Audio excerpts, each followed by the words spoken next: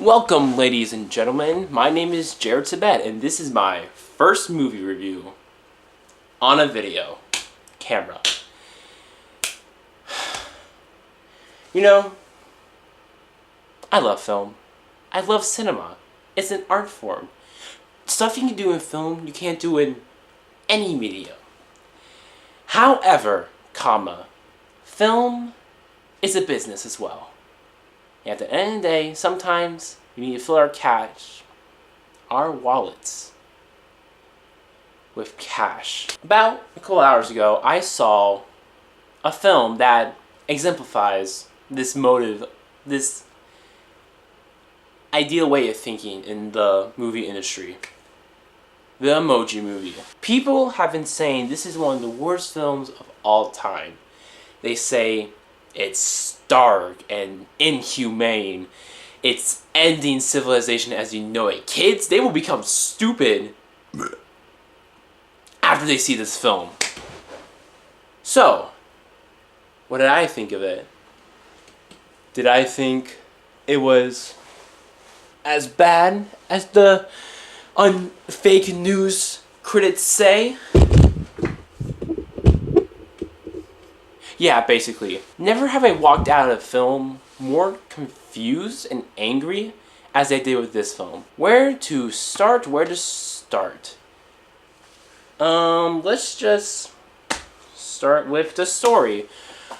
So the film opens to a phone, and a little boy is asking to his friend, "Oh, like, I see a cute girl, how should I greet her?" The boy's like, "Hey, you should send her a text message." And he's like, "Oh, okay. Should I send her like a cute little message?" And he's like, "Fuck no. Words? They're for bitches.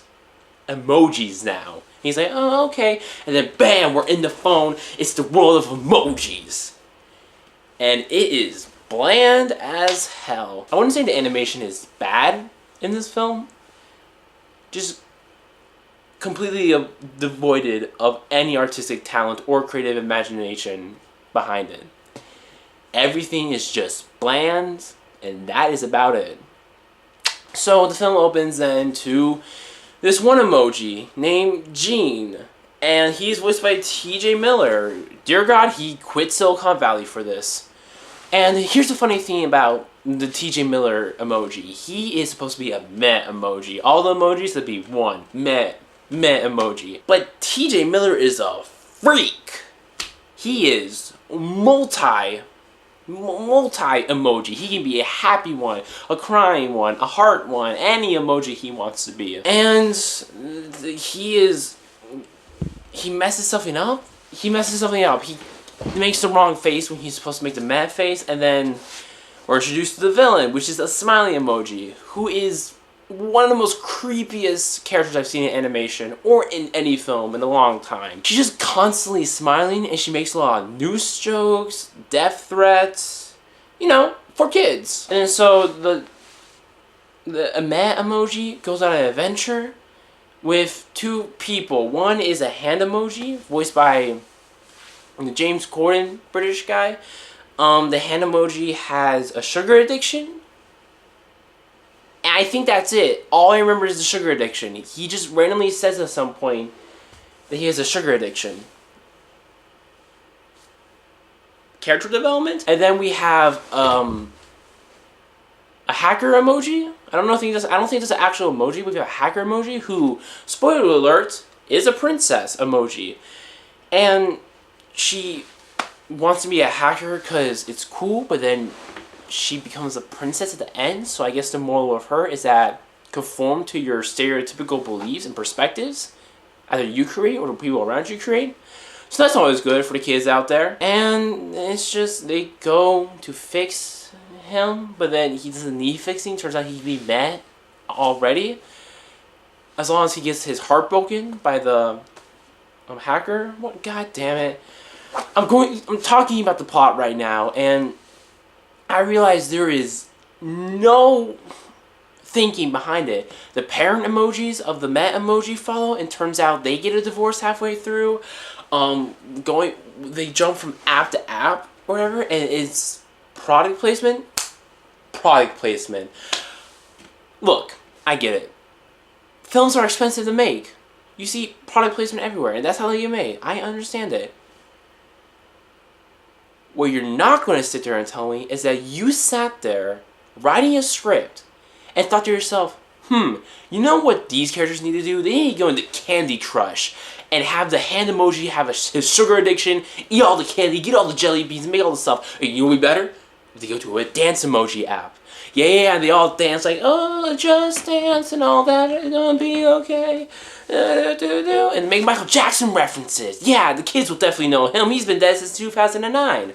And there's Twitter birds flying everywhere. There's YouTube apps with kittens. I remember saying after the end credits, and the list of sponsors or product placement was longer than any other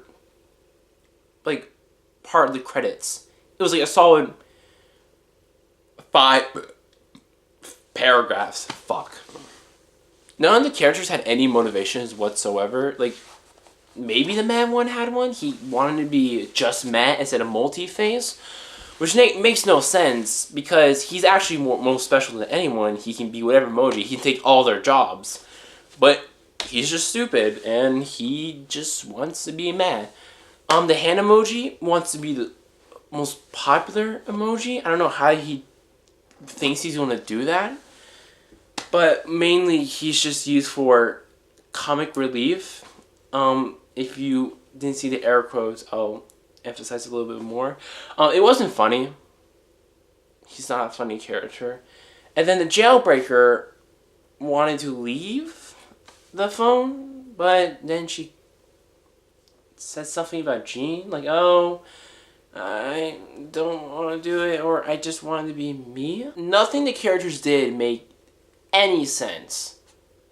Even a kid would sit there and think, what the fuck? And there's a bunch of side characters as well. Patrick Stewart as a poop emoji.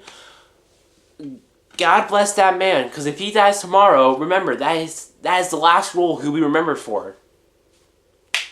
God bless him. And the parent emojis, they have one joke. They constantly talk in a monotone expression throughout the film. That got old super fast. Talking about this movie is like experiencing PTSD. I don't want to remember it. And when I do, I shake a little bit. Or rapidly shake. I just shake all around. Fuck. The morals of this film is really messed up. I said at the very beginning, the kid's like, hey, don't use words, emojis are better. Like, it's telling kids to be stupid, don't learn English, don't learn romantic communication or just any communication, just use these expressions, simplistic expressions. I think the overall theme was to be yourself, but at the same time, it counteracts that statement a lot. Like, the hacker emoji said, like, her persona was the one she wanted, aside from the princess, but after she calls down the Twitter bird or something. Yeah, that's in her. Yeah, she can call down Twitter birds because she's a princess, and whenever she whistles, stereotype.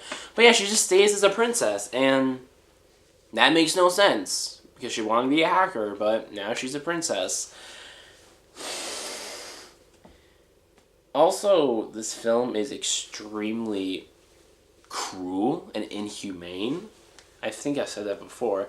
But there's like just death jokes, noose jokes, poop jokes. Some characters are left to die. Some characters' demises are laughed at. It's surprisingly a very cynical movie. There's no hope in the world. Life is over. Hollywood doesn't exist. Cinema doesn't exist. I think I've been talking for about 13 minutes about this stupid fucking movie. Okay, let's get straight to the point. Straight to the view of the matter. Should I go watch the Emoji Movie? Absolutely not. Unless you like torture. Then you can watch it. Should I watch this movie with my kids? Absolutely not. The morals are either barely there or they contradict each other to an absurd amount. Should I play a drinking game with my friends on this movie? No, because you will be scared shitless in your drunken mind by the dark nature of this film. This film is possibly one of the worst experiences I've had in my entire life. There is no redeeming qualities about this film. The characters are terrible. There's no motivation. There's no creativity. The animation is bland. It made me want to die multiple times. So, on my arbitrary scale of numbers, I give this film a solid 1 out of 10. No hesitation. 1 out of 10. I find nothing redeeming about this film. You know what's funny? I went into the film hoping it would be The Room experience almost. I was really hoping for a "You tear me apart, Lisa" or something like that. But instead, I was reminded why cinema is one of the most depressing art forms to work for. Because of shit like this. I don't know if I'll ever recover from the Emoji Movie. I am not sure about that. I do know that when it comes out on Blu-ray, I will get it on Blu-ray because when my kids grow up, if they do something wrong, I will show this movie to them and they will straighten out their attitudes. Sometimes life is cruel and unforgiving. And in moments like these, you just need to ask yourself, what drove you here? What drove you to where you're standing right now? Well, what drove me personally was a meme that went on too far and a lot of regret. Anyway, I think that's what's going to wrap it up for this time. I'm not sure if I'll do this again. Maybe. If I see something good, let me know in the comments down below. Please don't watch this movie, even for a joke. It's all the critics, they're right, to be completely honest. It kind of does feel like the end of civilization. My mind broke multiple times during the film. It was just me and 2 friends, and I just kept screaming vulgarities and more at the film, and it didn't make me feel better. Is cinema dead after the Emoji Movie? No. But cinema is, and forever will be, about the moolah at the end of the day. And no amount of Kaufmans or Nolans or Wrights will ever change that for the fat cats on top, sitting there with their cigars like, "You know what we need today, Bob?" I don't know what. We need an Emoji Movie. That's what the kids are looking for. I don't know about that. I mean, they're just a thing on your own. You shut the fuck up, Bob. I think I'm losing my mind right now. I have been ranting and talking for a very long time now. And I think I'm going to call it quits for tonight. Anyway, I will see you guys on the other side of the app. Remember, words, they're for pussies. Emojis, communication, baby. Communication. I think I felt death in that statement.